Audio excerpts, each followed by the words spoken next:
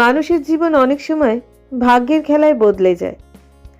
কেউ জন্মায় রাজপ্রাসাদে, কেউ জন্মায় রাস্তায়। কিন্তু সত্যিকারের মানুষ হওয়া নির্ভর করে হৃদয়ের উপর, জন্মের উপর নয়। আমি তনুশ্রী, আপনাদের শোনাবো মার্ক টোয়েনের এক অসাধারণ শিক্ষণীয় কিশোর গল্প, রাজকুমার ও ভিখিরির ছেলে। চলুন শুনে নি দুই ছেলের অবাক করা জীবনের গল্প।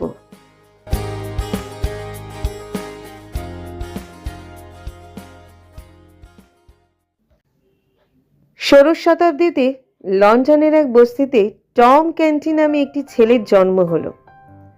তার বাপ মায়ের মুখে হাসি নেই, কারণ তারা খুব দরিদ্র। তাদের চিন্তা বাড়ল এই ভেবে যে আরও একটা মুখে খাবার জোটানোর ব্যবস্থা করতে হবে। আর ঠিক এই সময় একই দিনে ইংল্যান্ডের রাজা এডওয়ার্ড টিউডারের ঘরে একটি ছেলের জন্ম হলো। এই ছেলের জন্মে রাজ্যময় খুশির ঢেউ বইল এবং নানা আনন্দ উৎসবের আয়োজন হলো। রাজকুমার বিজ্ঞ পণ্ডিতের কাছে বিদ্যা শিক্ষা নিতে লাগলেন, আর বস্তির ছেলে ক্যান্টি বস্তির লোকের কাছ থেকে ভিক্ষা করার শিক্ষা নিল। তবে সে এক ধর্মযাজক ফাদার অ্যান্ড্রুর কাছে কিছু কিছু লেখাপড়া শিখেছিল, বিশেষ করে ল্যাটিন শিখছিল। টম ছিল কল্পনা বিলাসী। সে সব সময় রাজা আর রাজকুমারদের স্বপ্নে বিভোর হয়ে থাকত। সে যতই রাজকীয় কল্পনাতে ডুবে থাকত, ততই সবার উপহাসের পাত্র হতো। তার সমবয়সী ছেলে মেয়েদের কাছে সে রাজকুমার নামেই পরিচিত হতে চাইত। সেজন্য তাদের নিয়ে রাজকীয় সভার অনুসরণ করে নিজে রাজা হতো এবং অন্যদের উপাধি বন্টন করত। ছেলেমেয়েরাও তার এই পাগলামি খেলা উপভোগ করত এবং আনন্দ পেত। সেই মনে মনে ভাবত, আহা, সত্যিকার রাজকুমারের যদি দেখা পেতাম।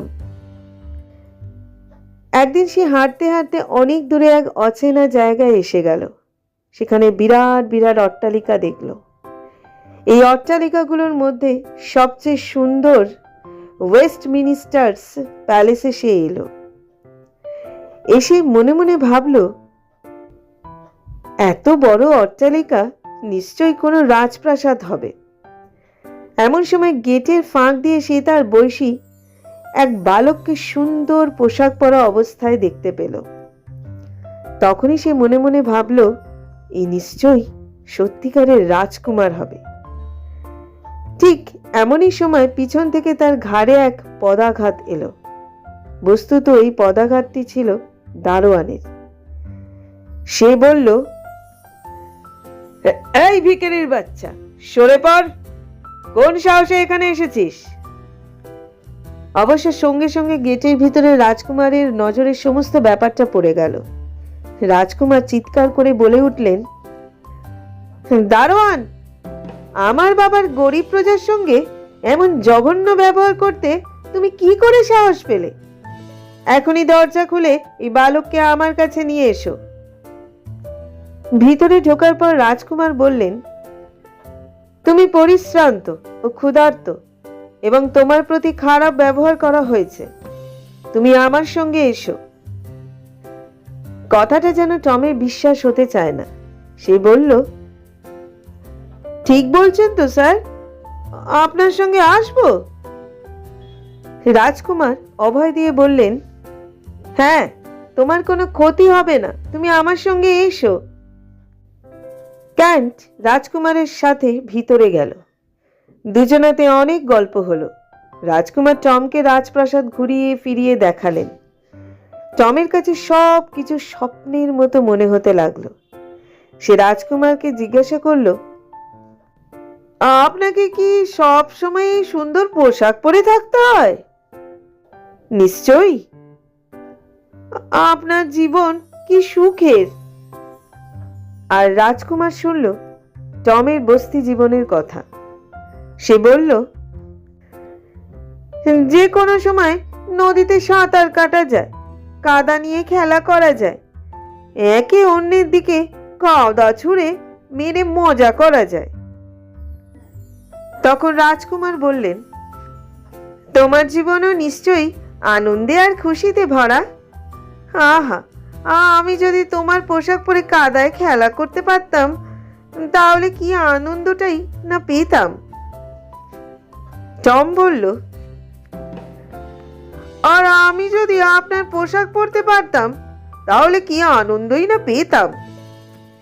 রাজকুমার বললেন, তুমি যদি চাও তাহলে আমরা পোশাক বদল করতে পারি।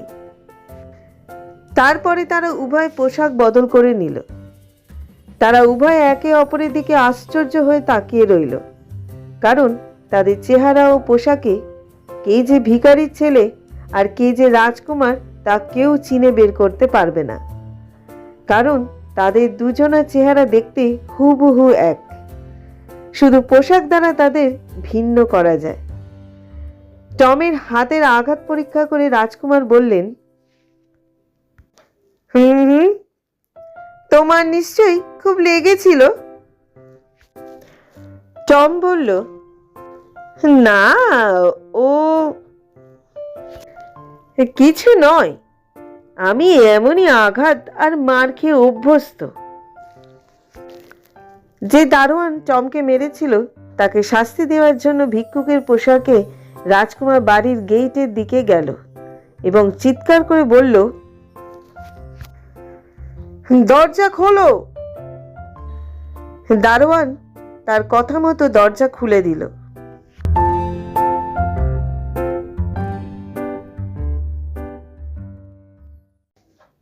রাজকুমার যেই মাত্র দরজার বাইরে বেরিয়েছে অমনি দারোয়ান তাকে কষে এক চড় দিয়ে বলল, হে ভিখিরির ছেলে, আমাকে রাজকুমারের হাতে বকা খাওয়ানোর জন্য এটা তোর বকশিস।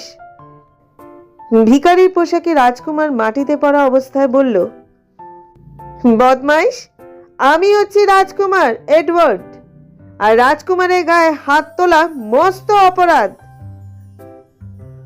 তখন দারোয়ান বলল, দূর হ ভিখারি এখান থেকে। এই সময় রাস্তার লোকজনেরাও তাকে মারল।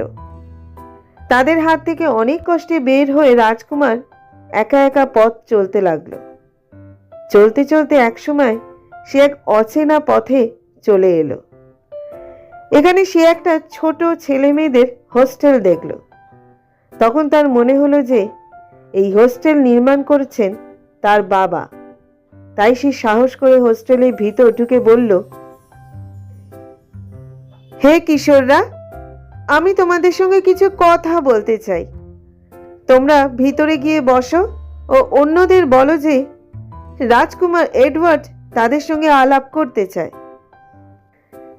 সেখানকার ছেলেমেয়েরা বেশ মজা পেল। তারা নিজেদের মধ্যে বলাবলি করলো, ছেলেটা নিশ্চয়ই পাগল হবে। ঠিক আছে, আমরা সবাই তাকে রাজকুমার মনে করে সম্মান দেখাই। দেখা যাক ব্যাপারটা কতদূর গড়ায়। তাই সবাই হাঁটু গেড়ে বসে রাজকুমারকে সম্মান দেখালো। তারপর সবাই তাকে চ্যাং দোলা করে ধরে নিয়ে সামনের পুকুরে ছুঁড়ে ফেলল। রাজকুমার আবার সবার হাতে অপমানিত হলো। পুকুর থেকে উঠে সে আবার হাঁটতে লাগলো। দিন শেষে রাত্রি ঘনিয়ে এলো। তখন রাজকুমার ভাবল, আমার কথা কেউ বিশ্বাস করছে না। আমার একমাত্র উপায় হলো টমের বাড়ি খুঁজে বের করা। তাহলে তার পিতা মাতা আমার প্রাসাদের দারোয়ানের কাছে গিয়ে বললেই হয়তো আমার এই বিপদ কেটে যাবে। তারপর সে নিকটস্থ বস্তি এলাকায় ঘোরাঘুরি করতে লাগলো। এমন সময় হঠাৎ একটা বলিষ্ঠ হাত তার হাত ধরল। সে চিৎকার করে উঠল, বাঁচাও, বাঁচাও। সেই হাতের অধিকারী তখন বলল, এই বদমাইশ, চিৎকার করছিস কেন? এতক্ষণ কোথায় ছিলি? তোর হাড়গুলি সব পিটিয়ে ভাঙবো, না হলে আমার নাম জন ক্যান্টি নয়। রাজকুমার তখন তার দিকে তাকিয়ে বলল, ইস, কি সৌভাগ্য আমার! তাহলে তুমিই তার বাবা।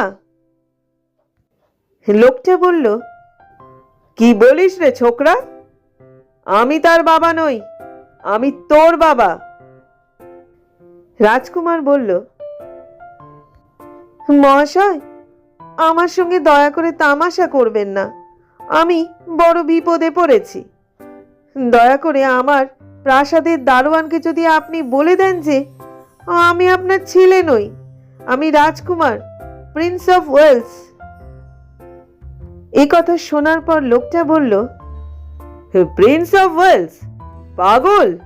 তোমাকে বেত দিয়ে পিটিয়ে ঠিক করতে হবে, তাহলেই তোমার পাগলামি ছুটবে। তারপর টমের বাবা তাকে খুব মারতে লাগলো, আর রাজকুমার চিৎকার করতে লাগলো, আমাকে যেতে দাও, আমি তোমার ছেলে নই, আমি রাজকুমার, প্রিন্স অফ ওয়েলস। হঠাৎ ভিড়ের মধ্যে ফাদার অ্যান্ড্রুকে দেখা গেল।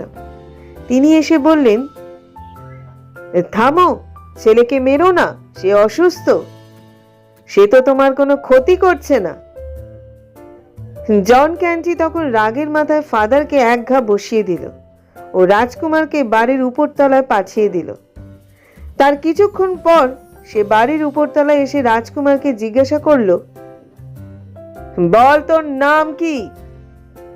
রাজকুমার উত্তর দিল, আমি তো তোমায় আগেই বলেছি যে আমার নাম এডওয়ার্ড, প্রিন্স অফ ওয়েলস।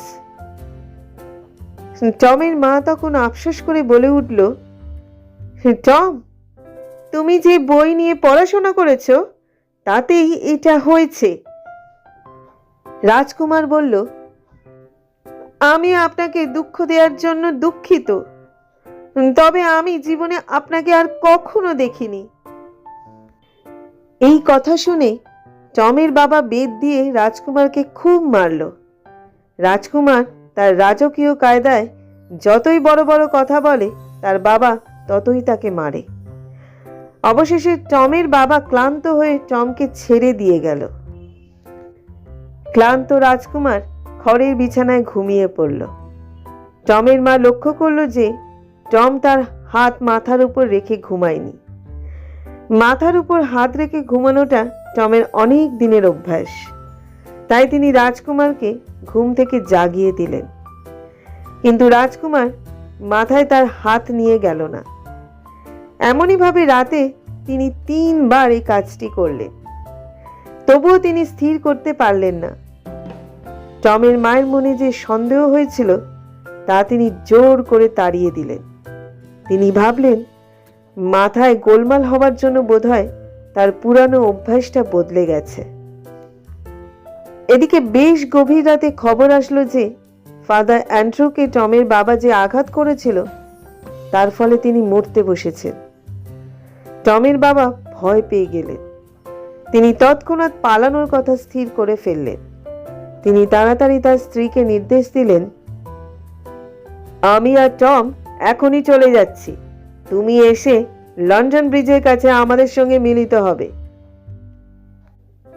তারপর রাজকুমারকে নিয়ে জন ক্যান্টি পথে বেরিয়ে দেখতে পেল এক বিরাট উৎসব মিছিল। পথে উৎসবরত লোকেরা তাকে পান করার জন্য পানীয় দিল। জন ক্যান্টি রাজকুমারকে ছেড়ে যেই মাত্র হাত উপরে তুলল, এই সুযোগে রাজকুমার ভিড়ের মধ্যে মিশে গেল।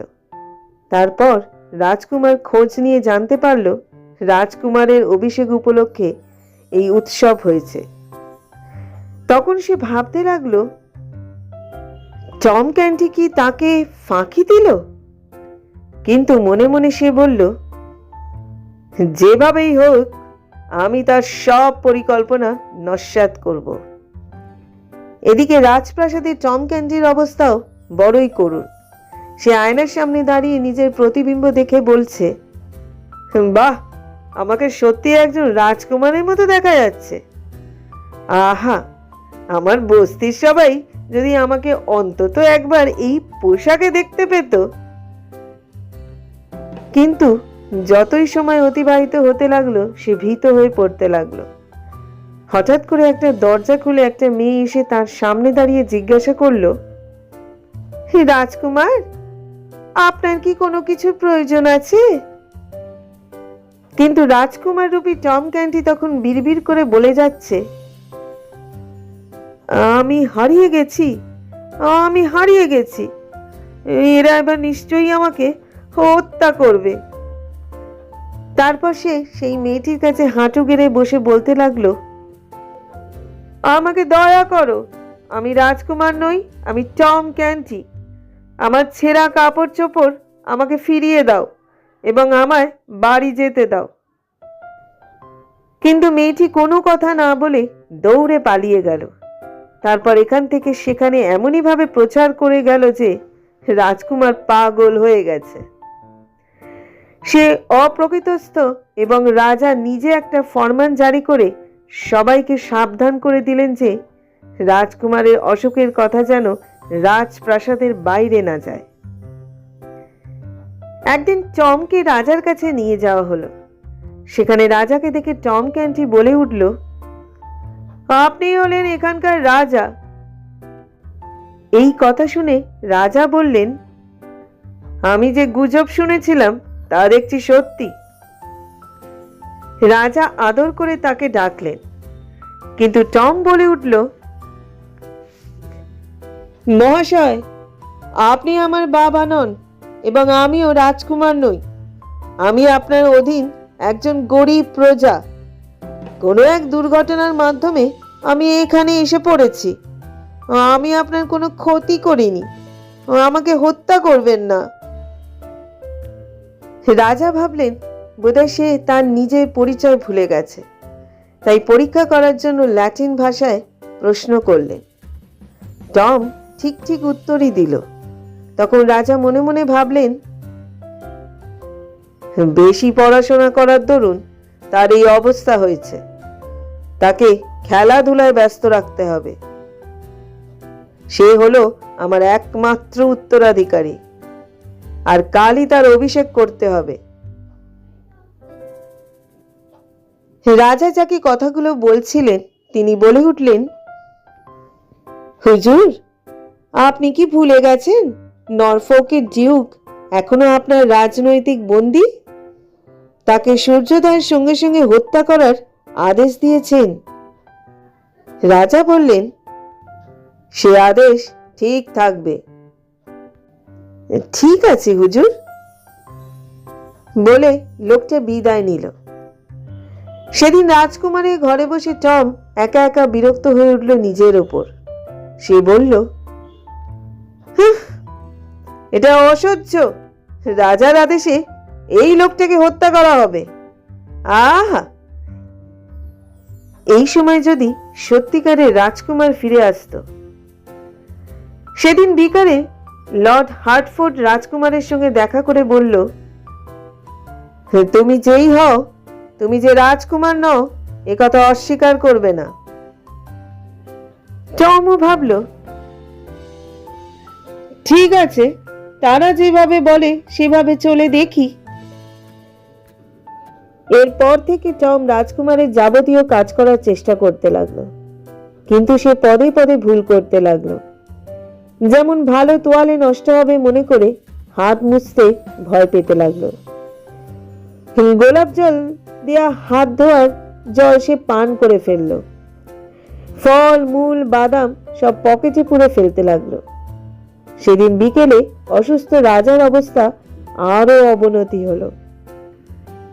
রাজার সঙ্গে রাজার পরামর্শদাতা লর্ড চ্যান্সেলর দেখা করলেন।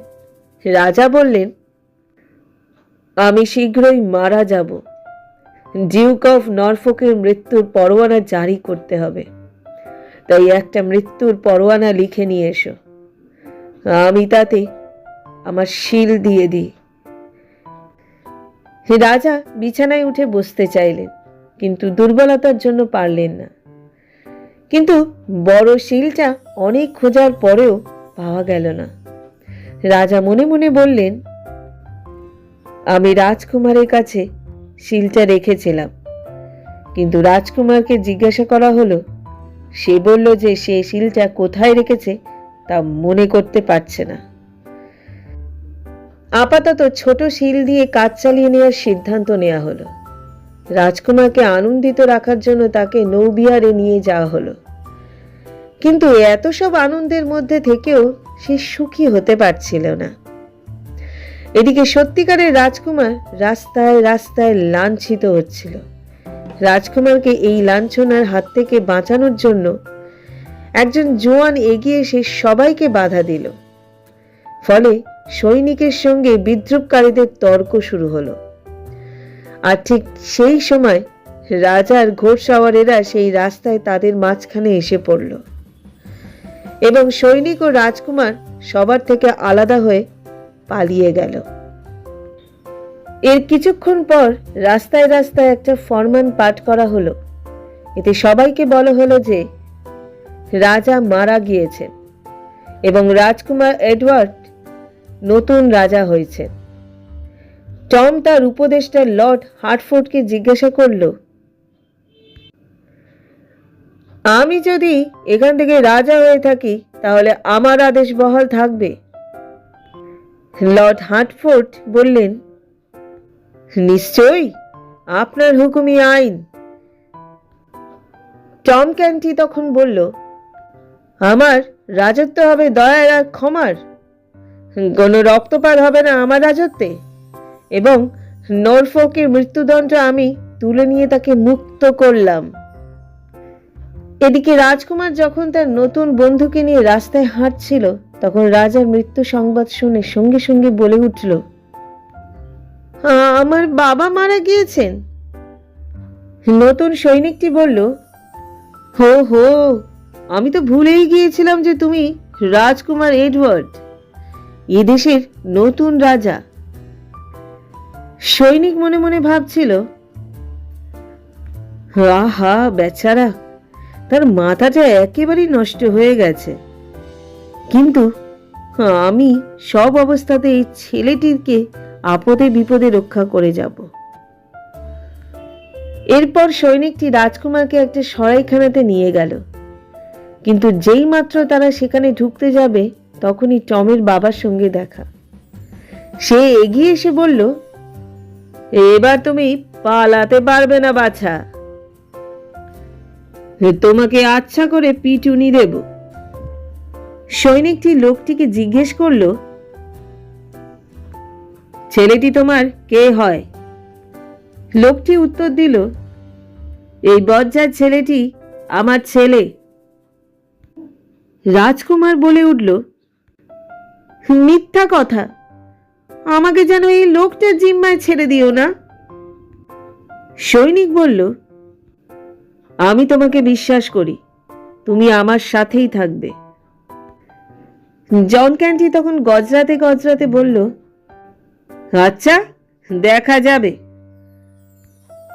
সৈনিক তখন তার খাপ থেকে তলোয়ার বার করে বলল, সাবধান, একে ছুঁয়েছ কি তোমার একদিন কি আমার একদিন। এই ছেলে আমার তত্ত্বাবধানে থাকবে। তুমি কি মনে করো তোমার মতো একজন জঘন্য ব্যক্তির হাতে থেকে একে ছেড়ে দেব? যাও, এখান থেকে সরে পড়ো, আর এ ব্যাপারে চুপচাপ থাকতেই চেষ্টা করো। সৈনিক রাজকুমারকে বলল, আমি থাকতে তোমার কোনো অসুবিধা হবে না বা কেউ জ্বালাতনও করতে পারবে না। রাজকুমার বলল, সৈনিক, তোমাকে ধন্যবাদ। আমি যখন আমার সিংহাসনে আরোহণ করব তখন তোমার কথা আমার মনে থাকবে। তারপরে সরাইখানাতে যে রাজকুমার ঘুমালো আর সৈনিক তার জন্য একটা পোশাকের ব্যবস্থা করার জন্য চলে গেল। ভোরে সৈনিক নিজেও হাতে একটা পোশাক মেরামত করে নিয়ে ঘরে ঢুকে দেখে রাজকুমার বিছানায় নেই। তখন সে দৌড়ে সরাইখানাওয়ালার কাছে গিয়ে হুমকি দিল। তখন সরাইখানাওয়ালা বলল, ও তো আপনার সঙ্গে দেখা করতে গিয়েছে। আপনার সংবাদবাহক এসে খবর দিয়েছে যে আপনি তাকে লন্ডন ব্রিজের ওখানে দেখা করতে বলেছেন। সংবাদবাহক কি একা ছিল? হ্যাঁ, কিন্তু সে যখন ছেলেটিকে নিয়ে চলে গেল তখন আরো একজন বদমাইশ প্রকৃতির লোক তাকে অনুসরণ করছিল। এই কথা শুনে সৈনিক ছুটল রাজকুমারের খোঁজে।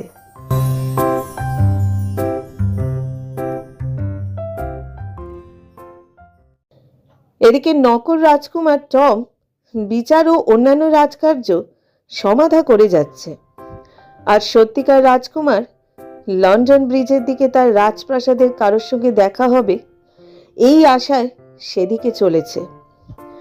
হঠাৎ রাজকুমারের কানে আসলো, তোমার রক্ষক বন্ধু তোমাকে আজ রক্ষা করার জন্য আসছে না। রাজকুমার বলল, এটা কোন ধরনের ধূর্ততা? তখন জন ক্যান্টি চাবুক হাতে এগিয়ে এসে বলল, নিশ্চয়ই তুমি তোমার বাবাকে চিনতে ভুল করনি। এখন এই গুদাম ঘরের ভিতরে ঢোকো, আর যতদিন পর্যন্ত আমার জন্য ভিক্ষা করতে রাজি না হবে এখানেই তোমাকে কাটাতে হবে। এদিকে সেই সৈনিক পই পই করে রাজকুমারকে খুঁজছে। পরে সে অনুমান করলো যে সেই বদমাইশ লোকটা যে তাকে ছেলেটির বাবা বলে পরিচয় দিতে চেষ্টা করেছিল, নিশ্চয়ই সে তাকে কোথাও আটকে রেখেছে। ভীত ও সন্ত্রস্ত রাজকুমার পুরাতন গুদামের মধ্যে ক্লান্ত ও পরিশ্রান্ত হয়ে ঘুমিয়ে পড়েছে। হঠাৎ রাতে যখন তার ঘুম ভাঙল, তখন সে দেখল কয়েকজন চোরের এক সভা বসেছে। তারা সবাই চুরির জন্য নতুন নতুন উপায় উদ্ভাবনে ব্যস্ত। রাজকুমারের দিকে চোখ পড়তেই তাকে হাঁটু গেড়ে বসিয়ে তার মাথায় এক ছেঁড়া টুপি পরিয়ে দলের মাতব্বর বলল, আমি তোমাকে ফুপদি ফার্স্ট নামে নামকরণ করলাম। পরের দিন ভোরে রাজকুমার ও তার সঙ্গী ছেলেটি ভিক্ষা করতে বের হলো। রাজকুমারকে ছেলেটি বলল, তুমি আমাকে হিউগস বলে ডাকতে পারো। রাজকুমার বলল, কিন্তু আমি তোমার মতো ভিক্ষে করতে পারবো না। তুমি এত সাধু হলে কবে থেকে? তোমার বাবা যে বলল তুমি গত জীবনে লন্ডনে ভিক্ষে করে কাটিয়েছ। ওই বদমাইশটা আমার বাবা নয়। এমন সময় হিউগস বলল, শীঘ্রই এদিকে আসো, একজন ধনী লোক এদিকে আসছে। তোমাকে ভিক্ষে করতে হবে না, তুমি শুধু ভান করে চুপ করে দাঁড়িয়ে থাকবে, আর আমি মাটির উপর শুয়ে অজ্ঞান হবার ভান করব। যখন ধনী লোকটি তোমার সামনের দিকে আসবে, তখন হইচই করে চিৎকার করে বলবে যে আমি তোমার ভাই এবং আমরা কয়েকদিন কিছুই খাইনি। তারপর ছেলেটি রাজকুমারকে শাসিয়ে বলল, ঠিক মতো যদি কথা না শোনো তাহলে তোমার শরীরের হাড়গুলো ভেঙে গুঁড়ো গুঁড়ো করব। ধনী ভদ্রলোকটি হিউগসের কাছে এসে তাকে মাটিতে পড়ে থাকতে দেখে জিজ্ঞাসা করল, তোমার কি হয়েছে? তখন সে বলল, আমি এক গরিব ছেলে, অনাহারে ভুগছি, আমাকে দয়া করে একটা পয়সা দিয়ে সাহায্য করো। লোকটি বলল, আহা গরিব বেচারা, তোমায় একটা কেন, 3টে পয়সা দিয়ে সাহায্য করব। ছেলেটি বলল, জানাব, দয়া করে যদি আমাকে একটু ধরে ধরে আমার বাড়ি পৌঁছে দেন। এমনই সময় রাজকুমার চিৎকার করে উঠল, ও আমার ভাই নয়, সে একজন ভিক্ষুক ও চোর। আপনি লক্ষ্য করলে দেখতে পাবেন যে সে আপনার পকেট কেটেছে। আপনার লাঠির এক বাড়িতে ওর সব ভান পালাবে। এ কথা শোনার সঙ্গে সঙ্গে হিউগস দৌড়ে পালালো। রাজকুমার সুযোগ খুঁজছিল। সে ভাবল, এখন যদি আমি না পালিয়ে যাই তাহলে হিউগস ভিক্ষুকদের নিয়ে এসে আমায় তাড়া করবে। সে সমস্তটা দিন কৃষকদের জমির চারিদিক দিয়ে ঘুরে বেড়ালো। সন্ধ্যার দিকে এক বনের ধারে এসে হাজির হলো। এখানে দূরে একটা কুটিরে আলো জ্বলতে দেখে সে সেখানে গিয়ে হাজির হলো। এই কুটিরটা ছিল একজন ঋষিতুল্য সন্ন্যাসী। রাজকুমার ভিতরে গিয়ে পরিচয় দিল যে সে ইংল্যান্ডের রাজা। কুটিরের ভিতরে সন্ন্যাসী বলল, আসো, ভিতরে আসো। আমার এখানে কাউকে জায়গা দিই না, তবে রাজার জন্য নিশ্চয়ই আমার জায়গা আছে। রাজকুমারকে সম্বোধন করে সন্ন্যাসী বলল, আমার তোমাকে বিচার করার কাজ শেষ হয়ে গেছে। এখন আমি তোমাকে একটা গোপন তথ্য বলবো। আমি সন্ন্যাসী নই, আমি হলাম একজন ফেরেশতা। তুমি তাহলে হেনরির ছেলে? সে কি বেঁচে আছে? রাজকুমার বলল, না, কিছুক্ষণ আগে তার মৃত্যু হয়েছে। সন্ন্যাসী তাকে খাইয়ে দাইয়ে বিছানায় ঘুমোতে দিয়ে চলে গেল। কিছুক্ষণ পরে সন্ন্যাসী এসে তাকে বলতে লাগলো, তুমি তো জানো না তোমার বাবা আমার উপর অত্যাচার করেছে, আমাকে ধর্ম থেকে বিতাড়িত করেছে, আমাকেও আমার অনুসারীদের দেশ থেকে তাড়িয়েছে। এই জঙ্গলে আমি পালিয়ে আছি। যখন বুঝতে পারল যে রাজকুমার ঘুমিয়ে, তখন সে বলল, যতক্ষণ বেঁচে আছো সুখ স্বপ্ন দেখে নাও। এই বলে সে বড় পাথরে ছুরি শান দিতে লাগলো আর বলতে লাগলো, তোমার বাবা আমার হাত থেকে বেঁচে গেছে, তুমি বাঁচবে না। তারপর সে তার হাত পা ও মুখ দড়ি ও কাপড় দিয়ে বাঁধল। তারপর সন্ন্যাসী যেই মাত্র ছুরি উঁচিয়ে রাজকুমারকে হত্যা করতে যাবে, ঠিক সেই মুহূর্তে দরজায় কে যেন কড়া নেড়ে জিজ্ঞাসা করল, বাসায় কে আছে? রাজকুমার সেই স্বর শুনে ভাবল, এ তো সেই সৈনিক বন্ধুর গলা। সন্ন্যাসী দরজা খুলে দিতেই সৈনিক জিজ্ঞাসা করল, ছেলেটি কোথায়?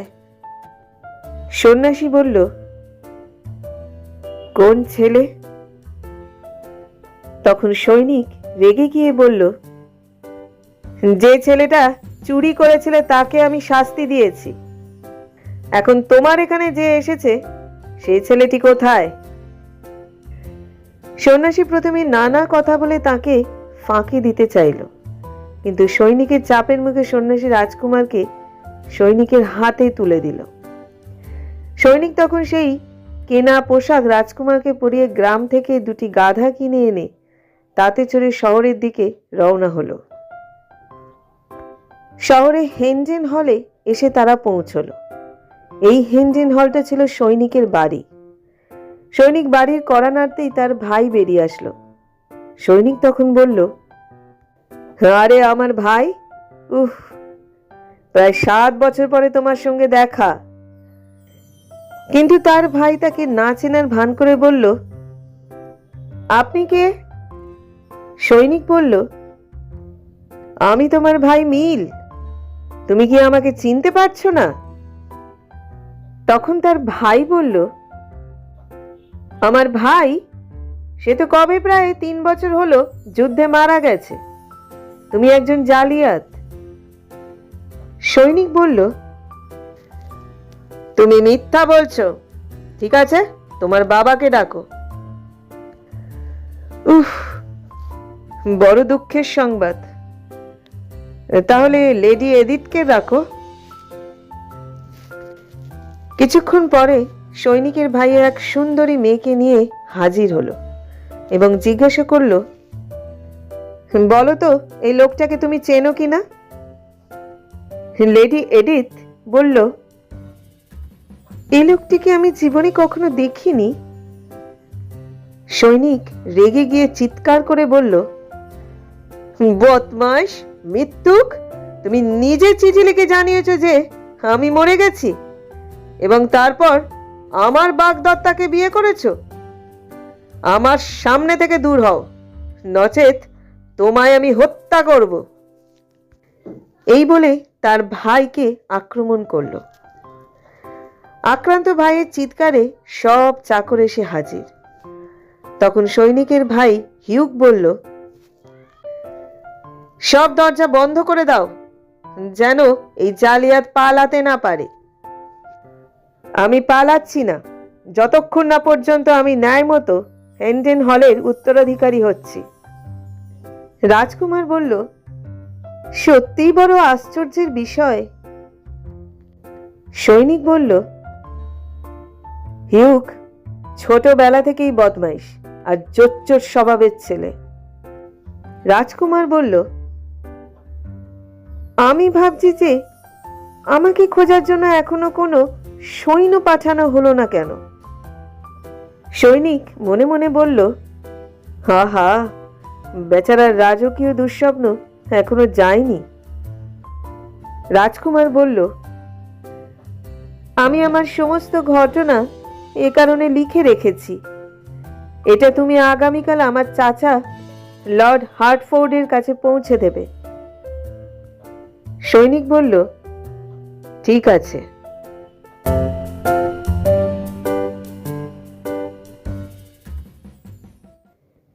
ঠিক এমনই সময় একটা নারী কণ্ঠ ভেসে আসলো। একটু থামুন স্যার। সৈনিক বলল, বাগদত্তা বধূ এডিথ, তুমি এখনো আমাকে না চেনার ভান করছো? এডিথ বলল, আমি দুঃখিত স্যার, না, আমি না চেনার ভান করছি না। আমি আপনার জন্য সমবেদনা অনুভব করছি, কারণ আপনি মিলসের মতো দেখতে। আপনি আমার স্বামীকে বিরক্ত করলে সে আপনাকে হত্যা করবে। সৈনিক বলল, না, এ কথা সত্যি নয়।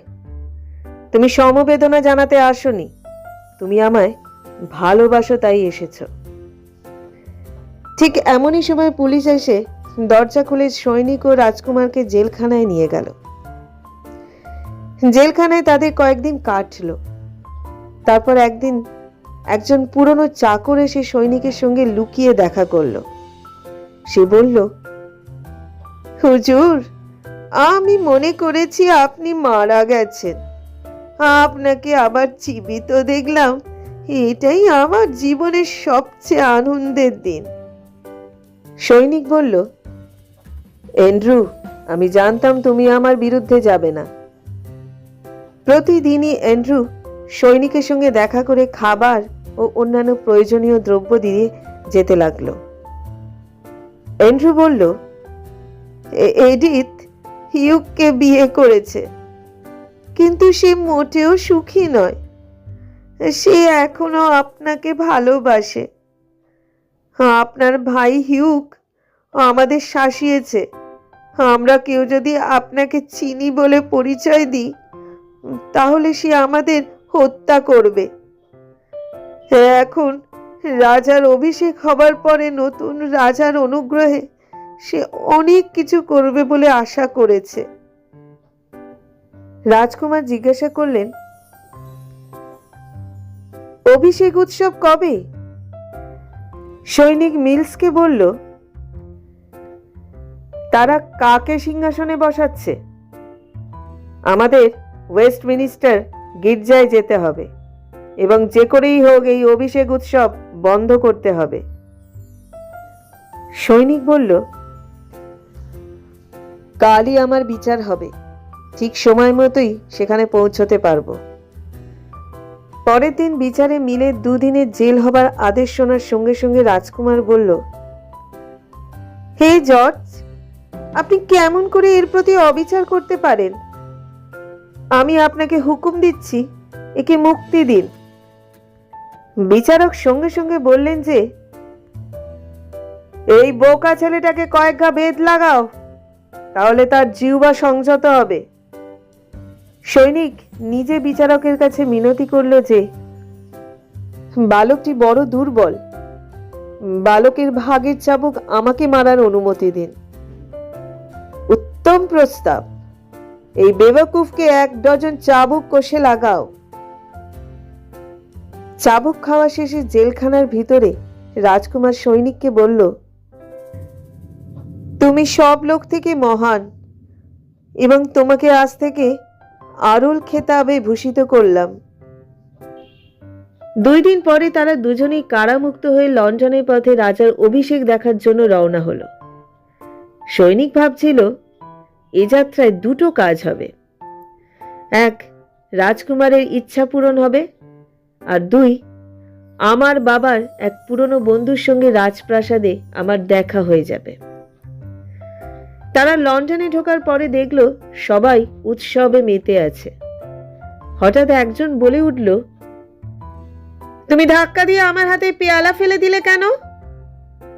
অন্যজন উত্তর দিল যে সে ইচ্ছা করে ধাক্কা দেয়নি। এখন তুমি কি করতে চাও? এমনইভাবে কথা কাটাকাটি করতে করতে শেষে হাতাহাতি শুরু হলো এবং সব লোক এই গন্ডগোল দেখে এদিকে সেদিকে ছুটে পালাতে লাগলো। এর মধ্যে সৈনিক ও রাজকুমার বিচ্ছিন্ন হয়ে পড়ল। যাক, গন্ডগোল শেষে খুঁজে পাওয়া যাবে এই মনে করে রাজকুমার একাই নিজে অভিষেক দেখার জন্য রাজপ্রাসাদের দিকে রওনা হলো। পথ চলতে চলতে রাজ্যের সব অনাচার তার চোখের উপর ভেসে উঠল, আর সে মনে মনে ভাবছিল যে আমি সিংহাসনে আরোহণ করার পরে এইসব অন্যায় ও অনাচার দূর করতে চেষ্টা করব। এদিকে রাজপ্রাসাদের টম ক্যান্টির জন্য আজ দিনটা বড় আনন্দের। তাকে ভালো ভালো কাপড় পরানো হলো, বিভিন্ন খাবারও এলো। সে মনে মনে ভাবল রাজা হওয়ায় ভারী মজা, এবং অভিষেকে যাবার পথে সে আরো আনন্দিত হলো। তার হাতে কয়েক থলি মুদ্রা গরিবের মধ্যে ছুঁড়ে ছুঁড়ে তা বিতরণ করার জন্য দেয়া হলো। সে গাড়িতে বসে ছুঁড়ে ছুঁড়ে তা বিতরণ করছিল। এমনই সময় ভিড়ের মধ্যে সে তার মাকে দেখতে পেল এবং তার অজান্তেই তার হাতে মাথায় চলে গেল।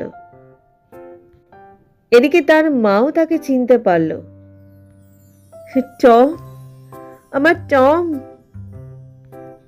বলে গাড়ির দিকে ছুটে আসছিল, কিন্তু গাড়ির প্রহরীরা তাকে আটকে ফেলল।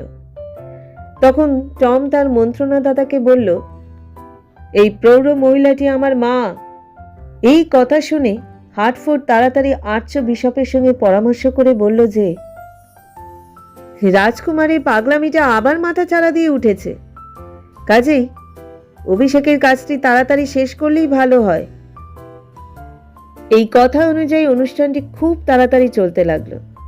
তারা সবাই যখন দরবার কক্ষে এসে পৌঁছালো, ঠিক সেই সময় হঠাৎ এক বালক কণ্ঠে উচ্চারিত হলো, থামো, আমি হলাম আসল রাজকুমার।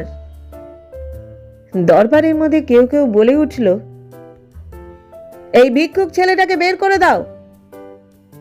কিন্তু সিংহাসন থেকে টম বলে উঠল, না না, সেই সত্যিকারের রাজকুমার। টম ক্যান্টি তখন সব ঘটনা হার্টফোর্ডকে খুলে বলল। তখন হার্টফোর্ড বললেন, এ যে অবিশ্বাস্য ঘটনা, তবে এই ব্যাপারে একটা মাত্র পরীক্ষা হবে যার দ্বারা এই ঘটনার ফয়সলা হবে যে কে সত্যিকারের রাজকুমার। তারপর তিনি জিজ্ঞাসা করলেন, বলো তো, বড় রাজকীয় শিলটা কোথায় আছে? ভিখারি রাজকুমার বলল, এ তো অতি সাধারণ প্রশ্ন। আমার কামরায় গিয়ে টেবিলের বাম দিকে একটা লোহার পেরেক আছে, সেটা চাপ দিলেই একটা গুপ্ত আলমারির দরজা খুলে যাবে, সেইখানেই শিলটা পাবেন। হার্টফোর্ড তড়িৎ শিল আনার জন্য চলে গেল, কিন্তু কিছুক্ষণ পর খালি হাতে ফিরে এসে বলল, শিলটা পাওয়া গেল না। তখন হার্টফোর্ড বললেন, এতে শুধু একটি সিদ্ধান্তেই আসা যায়। ভিখারি রাজকুমার হার্টফোর্ডকে প্রশ্ন করল, আপনি ঠিকমতো খুঁজে দেখেছেন তো? হার্টফোর্ড বললেন, হ্যাঁ, কিন্তু কোথাও সেই বড় সোনালী গোল শিলটা পাওয়া গেল না। টম বলল, একটা বড় সোনালী গোল শিলের কথা বলছেন? আরে, তোমার টেবিলের উপরই ছিল এবং পরে তুমি সেটাকে লুকালে। ভিখারি রাজকুমার বলল, আর বলতে হবে না, মনে পড়ছে। হার্টফোর্ড, আমার ঘরে যে লোহার বর্ম আছে তার বাহুর তলে বড় সোনালী শিলটা আছে। আবার হার্টফোর্ড দৌড়ে শিলটা খুঁজতে গেল এবং তাড়াতাড়ি ফেরত এসে বলল, আপনাকে সন্দেহ করার জন্য আমাকে ক্ষমা করবেন হুজুর। এর মধ্যে সৈনিক মিলস হেন্ডেন একদিন পরে এসে প্রাসাদে পৌঁছল। দাড়ি তাকে জিজ্ঞাসা করল, তুমি এখানে কি করছো? সৈনিক বলল, আমি আমার স্বর্গীয় পিতার বন্ধুর সঙ্গে দেখা করতে এসেছি। দাড়ি বলল, লোকটাকে সন্দেহ হচ্ছে, তোমরা একে তল্লাশি করো। তারা তার দেহ তল্লাশি চালিয়ে একটি পত্র পেল। তাতে লেখা, লর্ড হার্টফোর্ড সমীপেশু। এই পত্রবাহক আমার বন্ধু স্যার মিলস হেন্ডেন। সৈনিক মিলসকে রাজকুমারের কাছে নিয়ে যাওয়া হলো। সৈনিক তখন ভাবছে, আমি কি স্বপ্ন দেখছি না সত্যি? তখন রাজকুমার বলল, হ্যাঁ মিলস, তুমি আমার পাশে বসো। এই অধিকার তোমাকে আগেই দেয়া হয়েছে। তারপর হিউজ হেন্ডেনকে রাজ্য হতে বিতাড়িত করা হলো। তার মৃত্যুর পরে মিলসের সঙ্গে এডিথের বিয়ে হলো। সে তার মা ও বোনদের রাজপ্রাসাদে নিয়ে এসে বসবাস করতে লাগলো। রাজকুমারকে যারা সাহায্য করেছিল সবাইকে পুরস্কৃত করা হলো, আর যারা তার সঙ্গে দুর্ব্যবহার করেছিল তাদের শাস্তির ব্যবস্থা করা হলো। রাজা এডওয়ার্ডের রাজত্ব খুব ন্যায় ও শান্তির রাজত্ব ছিল। একদিন রাজকুমার টমকে জিজ্ঞাসা করল, তুমি আমার বড় গোল শিলটার কথা কিভাবে মনে রাখলে? টম বলল, মনে থাকবে না? ওটা দিয়ে তো আমি প্রতিদিন বাদামের খোসা ছাড়াতাম এবং বাদাম ভাঙতাম। এটাকে আমি হাতুড়ির মতোই ব্যবহার করেছি।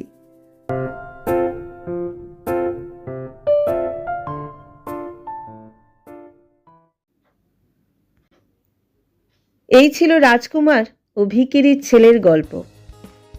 এই গল্প আমাদের শেখায়, ক্ষমতা ও সম্পদ নয়, মানুষের চরিত্রই আসল পরিচয়। সহানুভূতি ও দয়া মানুষকে সত্যিকারের মহান করে তোলে।